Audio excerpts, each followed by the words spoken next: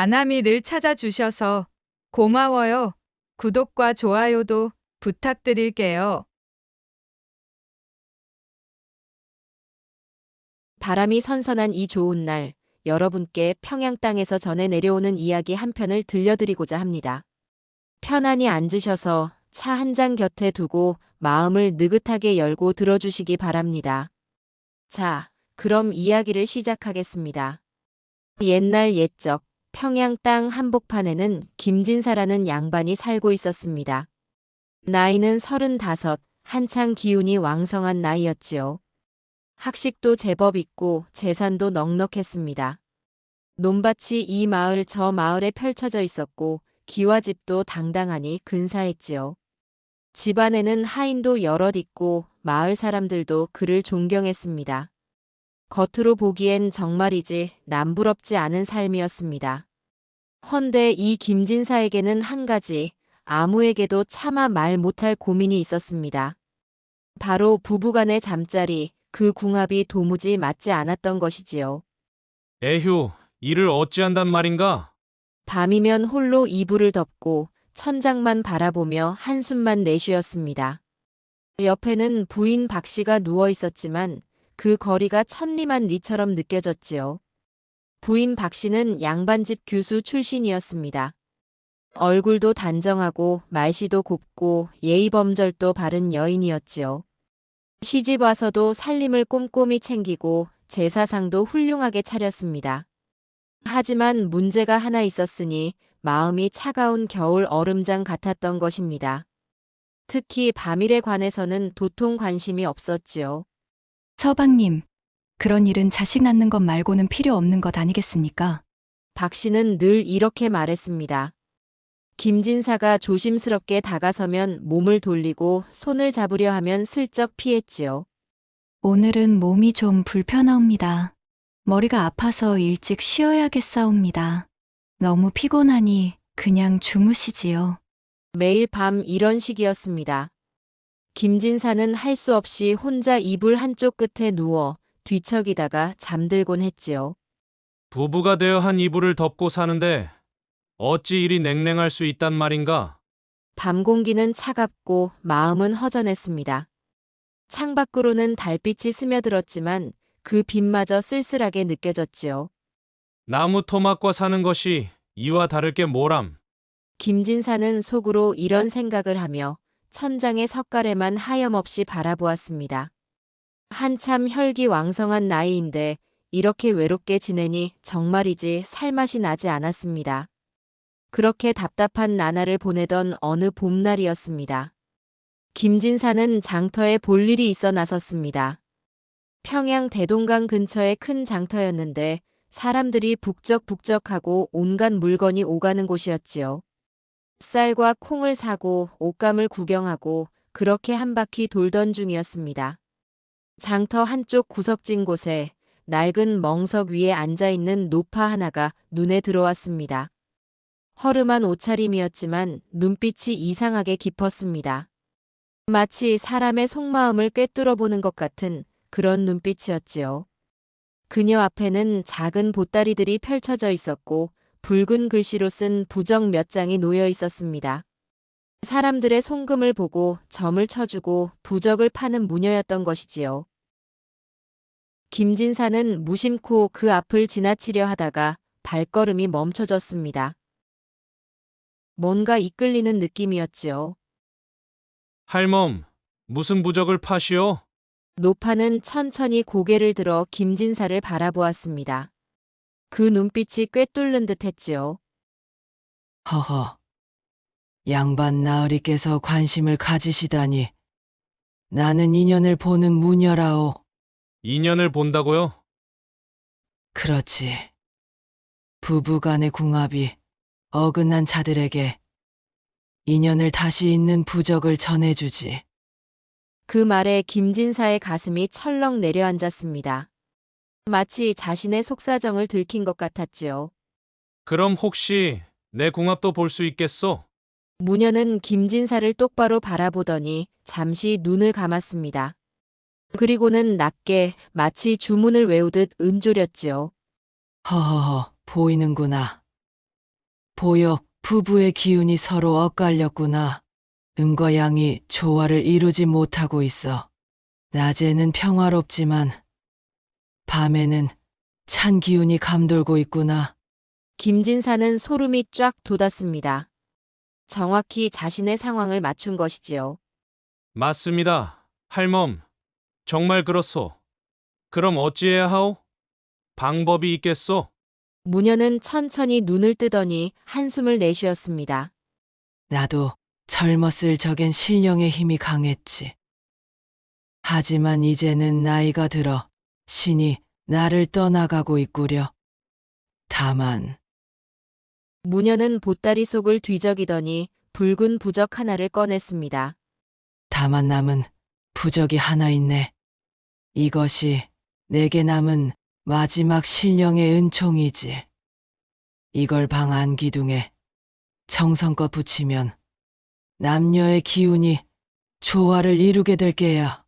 정말입니까? 하지만 명심하게 부적은 바람에 약하네. 창문을 잘 닫고 정성을 다해야 하네. 만약 부적이 떨어지거나 사라지면 다시는 효험을 볼 수 없을 게야. 김진사는 떨리는 손으로 은자 2냥을 꺼내 무녀에게 건넸습니다. 적지 않은 돈이었지만 그깟 돈이 아깝지 않았지요. 고맙소, 할멈. 정말 고맙소. 무녀는 부적을 김진사에게 건네며 조용히 말했습니다. 부디 행복하시게나. 양반 나으리. 김진사는 부적을 품에 소중히 넣고 서둘러 집으로 돌아왔습니다. 그날 저녁 김진사는 안방으로 들어갔습니다. 박씨 부인은 바느질을 하고 있었지요. 촛불이 은은하게 방 안을 밝히고 있었습니다. 부인, 오늘은 날씨가 좀 쌀쌀하니 창문을 단단히 닫는 게 좋겠소. 그러지요, 서방님. 박씨는 일어나 창문을 꼭꼭 닫았습니다. 김진사는 슬쩍 품에서 부적을 꺼냈지요. 박씨가 바느질에 집중하는 사이 방 안기둥에 부적을 정성껏 붙였습니다. 붉은 글씨가 촛불에 비쳐 은은하게 빛났습니다. 그날 밤 이상한 일이 일어났습니다. 부적을 붙인 뒤부터 방 안의 공기가 달라진 것이지요. 차가웠던 기운이 점점 따뜻해지기 시작했습니다. 마치 봄바람이 스며드는 것 같았지요. 서방님, 박씨가 먼저 말을 걸었습니다. 평소와는 다른 부드러운 목소리였지요. 오늘은 달빛이 유난히 고요하네요. 왠지 마음이 편안해집니다. 그렇소? 나도 그렇게 느껴지오, 부인. 김진사의 가슴이 두근거렸습니다. 박씨의 표정이 평소와 달리 부드러워 보였지요. 서방님, 오늘은 제 옆으로 좀 더 가까이 오시지요. 김진사는 믿을 수가 없었습니다. 늘 거리를 두던 박씨가 먼저 이런 말을 하다니 말입니다. 부인. 두 사람은 천천히 가까워졌습니다. 오랫동안 굳게 닫혀있던 마음의 문이 조금씩 열리기 시작했지요. 등잔불이 흔들거렸습니다. 바람이 귀와 끝을 살며시 스쳤습니다. 그리고 그날 밤 오랜만에 방 안에는 따뜻한 기운이 피어올랐습니다. 밤마다 등잔불이 잔잔히 흔들리고 한옥마루가 미세히 울렸습니다. 구들장이 따뜻하게 데워지고 두 사람의 숨소리가 하나로 어우러졌습니다. 부인 이런 밤이 정말 오랜만이오. 저도 서방님 제 마음이 이렇게 따뜻할 줄은 몰랐습니다. 밤은 깊어갔고 두 사람은 서로를 느꼈습니다. 오랫동안 얼어붙었던 마음이 녹아내리는 것 같았지요. 그날 이후 며칠 동안 두 사람의 관계는 완전히 달라졌습니다. 마치 신혼부부처럼 다정했지요. 박 씨의 얼굴에는 웃음꽃이 피어났고 걸음걸이도 가벼워졌습니다. 서방님, 오늘 제가 좋아하시는 음식을 준비했습니다. 오, 그렇소. 부인 손맛이 천하제일이지. 김진사도 달라졌습니다. 아침에 일어나면 콧노래를 흥얼거렸고 마을을 오갈 때도 어깨가 으쓱했지요. 김진사, 요즘 얼굴에 화색이 도는구려. 무슨 좋은 일이라도? 친구들이 물으면 김진사는 빙그레 웃으며 대답했습니다. 별일 없네. 그저 집안이 평화로워서 그런가 보네. 하지만 속으로는 쾌재를 불렀지요. 이게 다 그 부적 덕이로구나. 무녀의 말이 정말 맞았어. 밤이 되면 두 사람은 자연스럽게 서로에게 다가갔습니다. 이제는 어색함도 없었지요. 부인, 오늘도 달이 밝소. 그러게요, 서방님. 함께 보니 더욱 아름답습니다. 등잔불이 밤마다 잔잔히 흔들렸습니다. 이제는 그 빛이 두 사람에게 익숙한 온기 같았지요. 김진사는 정말이지 행복했습니다. 오랫동안 꿈꿔왔던 화목한 부부 생활이 드디어 이루어진 것 같았지요. 이대로만 계속된다면 정말 더 바랄 것이 없겠구나. 하지만 세상 일이란 뜻대로만 되지 않는 법입니다. 행복은 너무나 짧았습니다.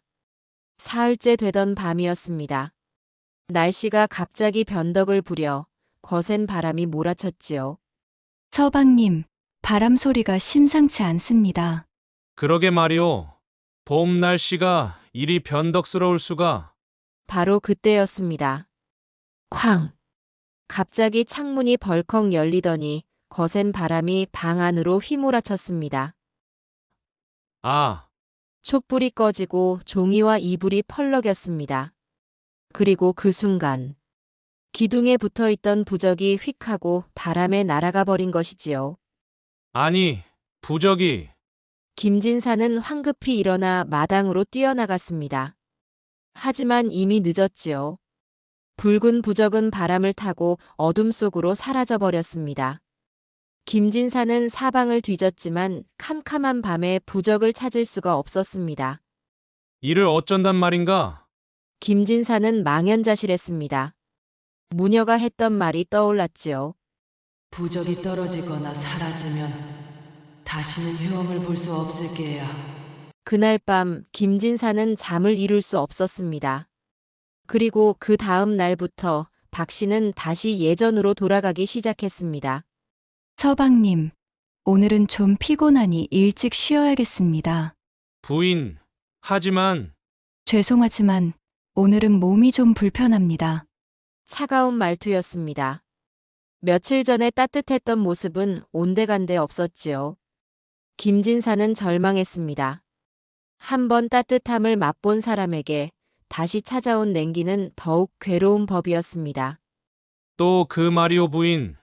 하지만 박 씨는 이미 이불을 뒤집어 쓰고 돌아 누워 있었습니다. 김진사는 혼자 방 한쪽 구석에 앉아 한숨만 내쉬었지요. 아, 그 부적만 있었더라면 내가 창문을 더 꼼꼼히 닫아둘 걸.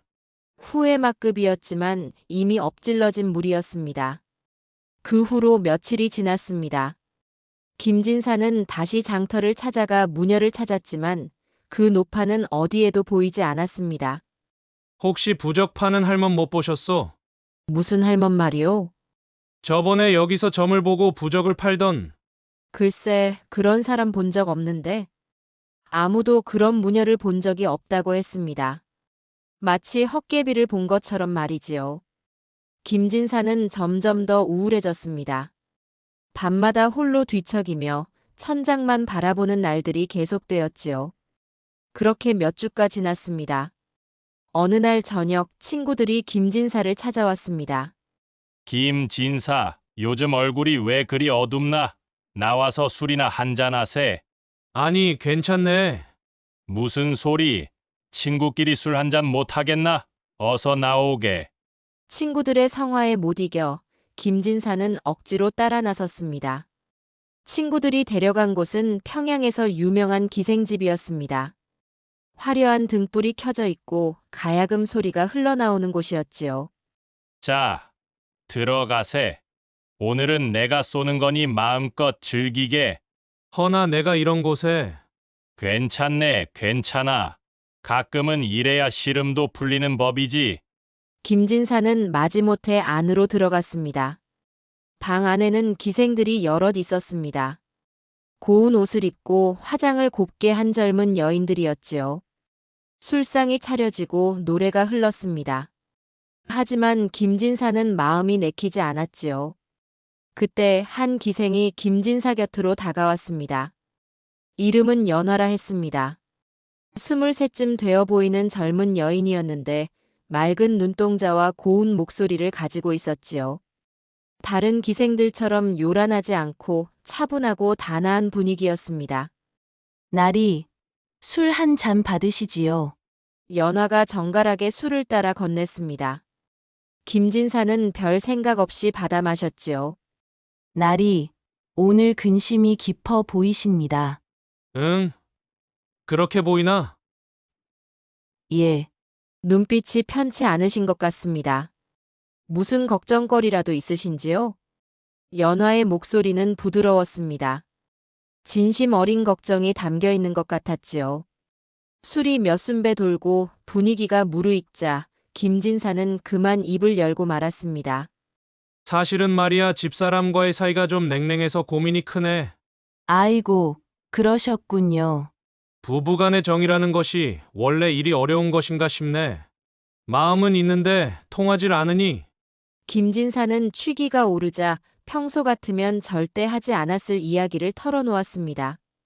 연화는 조용히 고개를 끄덕이며 들어주었지요. 나리 같은 훌륭한 분이 그런 고민을 하시다니 참으로 안타깝습니다. 그러게 말일세 좋은 방법도 구해봤는데 그것마저 효험이 사라져서. 나리, 연화는 잠시 망설이더니 조심스럽게 말했습니다. 혹시 제가 나리의 위로가 될 수 있을까요? 응? 자네가? 예, 저는 기생이지만 진심으로 고민하시는 나리를 보니 마음이 아픕니다. 오늘 밤만이라도 나리의 외로움을 덜어드릴 수 있다면 기쁘게 모시겠습니다. 연화의 말에 김진사의 가슴이 두근거렸습니다. 오랫동안 메마른 마음이 조금씩 움직이는 것 같았지요. 그날 밤 김진사는 연화의 방에 들어갔습니다. 작지만 깔끔하게 정돈된 방이었지요. 은은한 향이 피어올랐고 촛불이 부드럽게 빛났습니다. 나리, 편히 앉으시지요. 연화는 정성껏 차를 내왔습니다. 김진사는 긴장한 듯 차를 마셨지요. 연화야. 나는 괜찮습니다. 나리, 서두르지 않으셔도 됩니다. 연화는 천천히 김진사 곁으로 다가왔습니다. 그리고는 부드럽게 그의 손을 잡았지요. 나리의 마음이 편안해지셨으면 좋겠습니다. 김진사는 오랜만에 여인의 따뜻한 손길을 느꼈습니다. 박 씨에게서는 느낄 수 없었던 온기였지요. 연화야. 두 사람은 천천히 가까워졌습니다. 연화는 기생답게 김진사를 잘 이끌었습니다.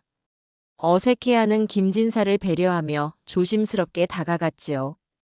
등잔불이 흔들흔들 춤을 추었습니다.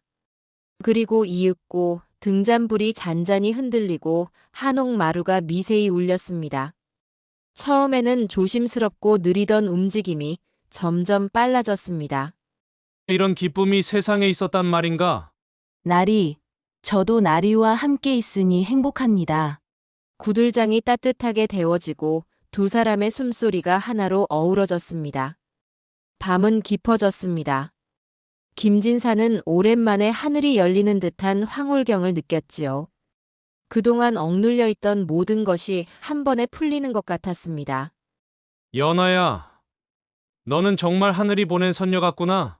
나리 그런 말씀 과분하옵니다. 새벽녘이 되어서야 두 사람은 지쳐서 잠들었습니다. 다음 날 아침 김진사는 개운한 얼굴로 일어났습니다. 오랜만에 숙면을 취한 것 같았지요. 옆에는 연화가 단정하게 앉아 차를 준비하고 있었습니다. 나리, 주무시는 동안 차를 우려놓았습니다. 고맙네, 연화야. 차를 마시며 김진사는 문득 결심했습니다. 이 여인과 함께 있으면 내 인생이 참으로 즐거울 것 같구나. 연화야. 예. 나리, 내가 너를 첩으로 삼고 싶구나.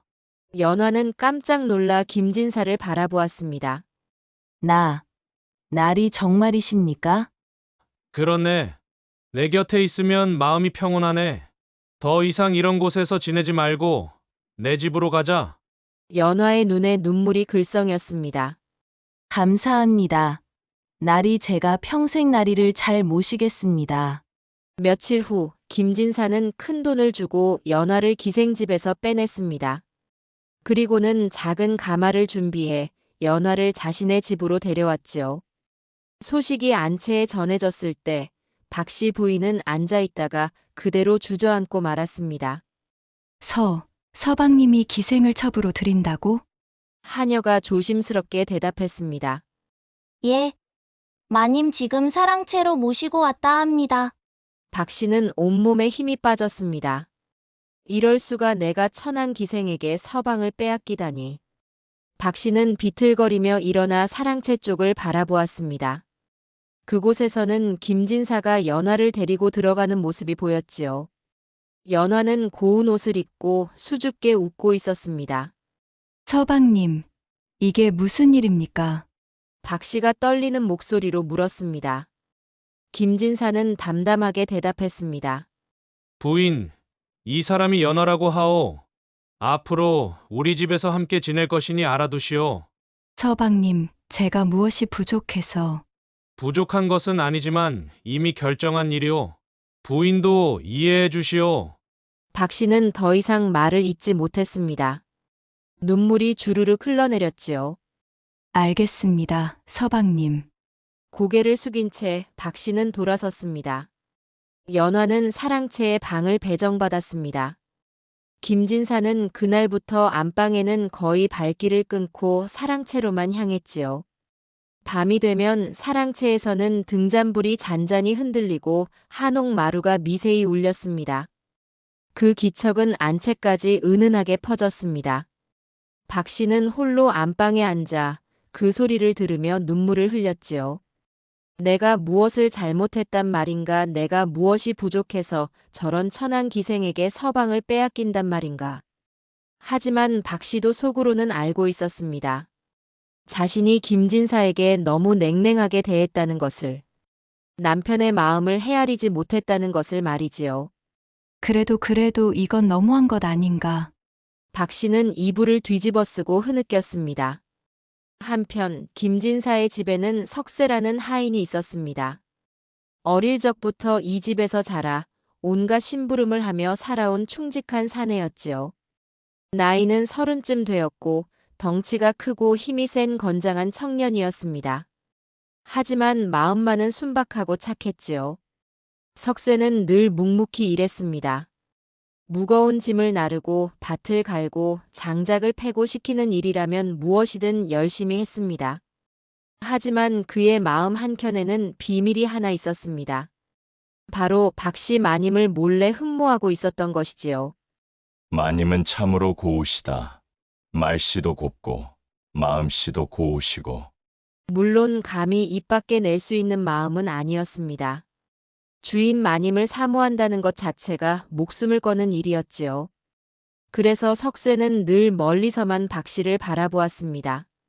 마님이 마당을 거닐 때면 슬쩍 훔쳐보고 마님의 목소리가 들리면 가슴이 두근거렸지요. 그런 석쇠가 요즘 박씨의 모습을 보며 가슴 아파했습니다. 연화가 첩으로 들어온 뒤로 박씨는 날마다 눈물을 흘리며 지냈지요. 마님께서 저리도 슬퍼하시다니 내가 무엇이라도 도와드릴 수 없을까? 하지만 하인인 자신이 할 수 있는 일은 없었습니다. 그저 안타까운 마음으로 바라볼 뿐이었지요. 어느 날 밤 박씨는 또다시 사랑채에서 들려오는 소리를 들으며 눈물을 흘리고 있었습니다. 나는 이제 과부나 다름없구나.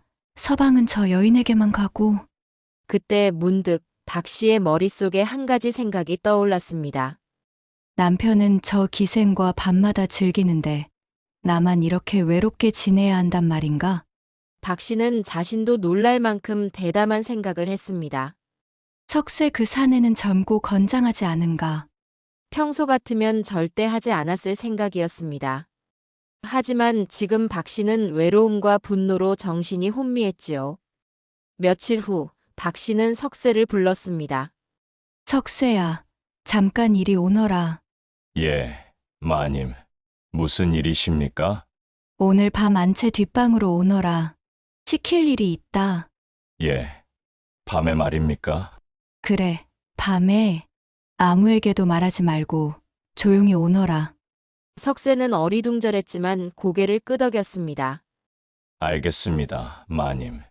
그날 밤 석쇠는 조심스럽게 안채 뒷방으로 갔습니다. 가슴이 두근거렸고 손에는 땀이 났지요. 무슨 일로 마님이 자신을 부르는지 알 수 없었습니다. 문을 열고 들어가자 박 씨가 촛불 아래 단정히 앉아 있었습니다. 마님, 부르셨습니까? 그래, 석쇠야. 들어와 앉거라. 석쇠는 조심스럽게 방 안으로 들어가 무릎을 꿇었습니다. 박 씨는 한동안 말없이 석쇠를 바라보았습니다. 그러다가 천천히 입을 열었지요. 석쇠야, 너는 나를 어떻게 생각하느냐? 예. 그야 마님은 존경스러운 분이십니다. 그뿐이냐? 다른 감정은 없느냐? 석쇠는 당황했습니다. 마님이 무슨 말을 하려는 것인지 알 수 없었지요. 마님 소인이 무슨, 박 씨는 천천히 일어나 석쇠에게 다가왔습니다. 나는 외롭다. 석쇠야. 남편은 저 천한 기생에게만 가고 나는 홀로 이 넓은 안채에서 지내야 한다. 마님. 석쇠야. 내가 나를 위로해 주지 않겠느냐? 박 씨의 말에 석쇠는 숨이 턱 막혔습니다. 마님, 소인이 감히 어찌? 괜찮다. 아무도 모를 것이다. 오늘 밤만이라도 내 외로움을 달래주렴. 박 씨는 석쇠의 손을 잡았습니다. 석쇠는 온몸이 굳어버렸지요. 하지만 평생 꿈에 그리던 마님이 자신의 손을 잡고 있었습니다. 더 이상 거부할 수 없었지요. 마님. 서로는 잠시 말을 멈추고 각자의 뜻을 확인한 뒤 조심스레 어깨를 맞댔습니다. 그날 밤 뒷방에서는 등잔불이 잔잔히 흔들리고 한옥마루가 미세히 울렸습니다. 석쇠는 젊고 기운이 넘쳤습니다. 김진사와는 비교도 안 될 정도로 건장한 청년이었지요. 박 씨는 오랜만에 따뜻한 기운을 느꼈습니다. 아이고, 석쇠야, 내가 이리도 든든하구나. 마님 소인은 평생 이 순간을 꿈꿔왔습니다. 밤은 조용한 리듬 속에 길어졌습니다. 며칠이 지났습니다. 박 씨는 틈만 나면 석쇠를 불렀고 석쇠도 기꺼이 마님을 찾아갔습니다. 한편 김진사는 여전히 연화와 사랑채에서 즐거운 시간을 보냈지요. 헌데 어느 날 예상치 못한 일이 벌어졌습니다. 김진사가 친구 집에 갔다가 급히 일찍 돌아온 것이지요. 집에 도착한 김진사는 사랑채로 가려다가 안채 쪽에서 이상한 기척을 느꼈습니다. 조용한 리듬이 안채에서 들려왔습니다. 헌데 이 시간에 안채에서 그런 소리가 날 리 없었지요. 이상하네. 뭐 하는 소리일까? 김진사는 조심스럽게 뒷방으로 다가갔습니다. 그리고 문틈으로 안을 들여다보았지요. 그 순간 김진사는 눈을 의심했습니다. 박 씨와 석쇠가 뒤엉켜 있는 광경이 눈에 들어온 것이지요. 이게 무슨 짓이냐? 김진사가 벌컥 문을 열며 소리쳤습니다. 서방님. 박 씨는 황급히 옷을 여미며 일어났습니다. 석쇠는 온몸이 부들부들 떨며 바닥에 엎드렸지요. 날이, 죄송합니다. 죽을 죄를 지었습니다. 김진사는 분노로 얼굴이 새빨개졌습니다. 이것들이 감히 내 아내와 내 하인이! 하지만 박 씨가 고개를 들며 또박또박 말했습니다. 서방님. 뭐냐? 서방님도 연어라는 기생과 밤마다 즐기시지 않았습니까? 그 말에 김진사는 할 말을 잃었습니다.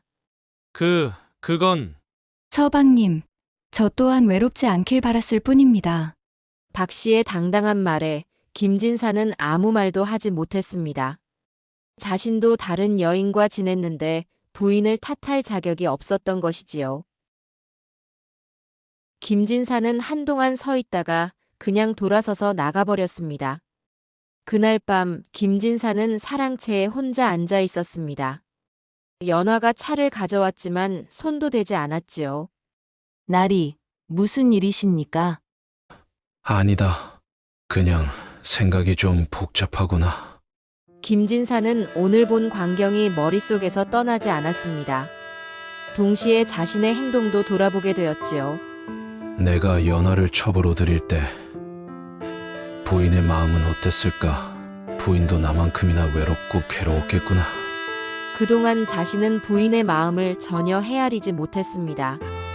그저 자신의 외로움만 생각하며 다른 여인을 집으로 들였던 것이지요. 결국 우리 부부는 서로를 이해하지 못했구나. 나도 부인도. 며칠 후 김진사는 박 씨를 조용히 불렀습니다. 부인, 우리 한번 이야기를 나눠야 하지 않겠소? 박 씨도 고개를 끄덕였습니다. 저도 그렇게 생각합니다, 서방님. 두 사람은 마주 앉았습니다. 한동안 침묵이 흘렀지요. 그러다가 김진사가 먼저 입을 열었습니다. 부인, 내가 잘못했소. 서방님, 나는 부인의 마음을 헤아리지 못했소. 내 외로움만 생각하며 다른 여인을 집에 들였소. 부인이 얼마나 괴로웠을지 이제야 알겠소. 박 씨의 눈에 눈물이 고였습니다. 저도 잘못했습니다, 서방님. 제가 서방님께 너무 냉랭하게 대했습니다. 서방님의 마음을 이해하려 하지 않았습니다. 부인, 제가 먼저 서방님을 받아들였더라면 이런 일들이 없었을 텐데. 두 사람은 서로를 바라보았습니다. 그리고 처음으로 진심으로 서로의 잘못을 인정했습니다. 부인, 다시 시작할 수 없겠소? 서방님, 이번에는 서로에게 솔직하게 대합시다. 부인이 무엇을 원하는지, 나는 무엇을 원하는지 숨기지 말고 이야기합시다. 박 씨는 고개를 끄덕였습니다. 좋습니다, 서방님. 저도 이제는 마음을 열겠습니다. 김진사는 연화를 불렀습니다. 연아야, 그동안 고마웠다. 나리, 하지만 나는 내 아내와 다시 시작하기로 했다. 너에게는 넉넉한 돈을 주겠으니 새로운 삶을 살아라.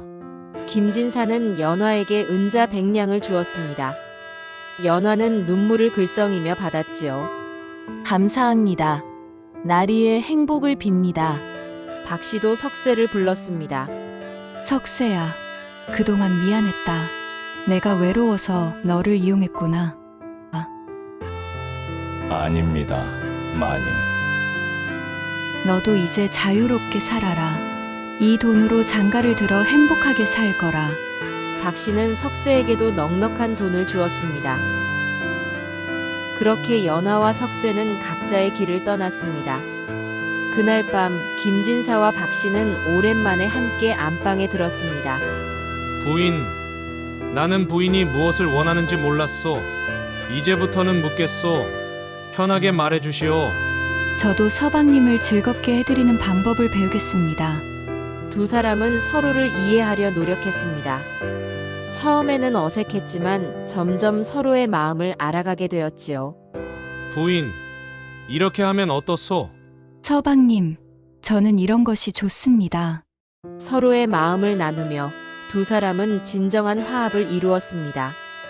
이제는 부적도 다른 사람도 필요 없었습니다. 진심만 있으면 충분했지요. 그날 밤 안방에서는 등잔불이 잔잔히 흔들리고 한옥마루가 미세히 울렸습니다. 하지만 이번에는 달랐습니다. 서로를 이용하는 소리가 아니라 서로를 채워주는 소리였지요. 부인, 이제야 진정한 부부가 된 것 같소. 저도 그렇습니다, 서방님. 이제야 제 마음이 진심으로 따뜻해집니다. 밤은 조용한 리듬 속에 길어졌고 두 사람은 진심으로 서로를 사랑했습니다. 그 후로 김진사와 박 씨는 오래오래 행복하게 살았습니다. 더 이상 다른 사람을 찾지 않았고 서로만 바라보며 지냈지요. 이듬해에는 귀여운 아들을 낳았고 그 다음 해에는 딸을 낳았습니다. 마을 사람들은 두 사람을 부러워했습니다. 김진산의 부부를 보게 나이가 들어도 여전히 금슬이 좋구만. 참으로 보기 좋지 않은가? 저렇게 화목한 부부가 어디 있겠나? 김진사는 늙어서도 박씨를 사랑했고 박씨도 김진사를 끝까지 사랑했습니다. 한편 연화는 그 돈으로 작은 주막을 차려 잘 살았다고 하고 석쇠도 착한 아내를 만나 가정을 꾸렸다고 합니다. 모두가 각자의 자리에서 행복을 찾은 것이지요. 이 이야기가 우리에게 전하는 교훈은 분명합니다. 부부간의 진정한 화합은 부적이나 약 혹은 다른 사람으로 이루어지는 것이 아닙니다. 서로의 마음을 진심으로 이해하고 솔직하게 대화하는 데서 비롯됩니다. 김진사는 처음에 부적에 의존했고 나중에는 기생을 첩으로 들였습니다. 박씨는 냉랭하게 대하다가 나중에는 하인과 관계를 맺었지요. 하지만 결국 두 사람 모두 깨달았습니다. 진정한 행복은 바깥이 아니라 바로 곁에 있는 사람을 이해하는 데 있다는 것을 말입니다. 여러분도 혹시 부부간에 어려움이 있다면 다른 곳에서 답을 찾지 마십시오. 먼저 배우자와 진솔하게 대화해 보시기 바랍니다. 서로의 마음을 열고 솔직하게 이야기하면 반드시 길이 보일 것입니다. 진정한 궁합이란 타고나는 것이 아니라 서로 만들어가는 것입니다. 오늘의 이야기가 여러분의 마음에 작은 울림이라도 남겼기를 바랍니다. 가나미 구독과 좋아요 그리고 알림 설정 부탁드립니다. 다음에도 재미있고 교훈적인 이야기로 찾아뵙겠습니다. 여러분 모두 사랑하는 사람과 행복하시고 진정한 화합을 이루시길 기원합니다.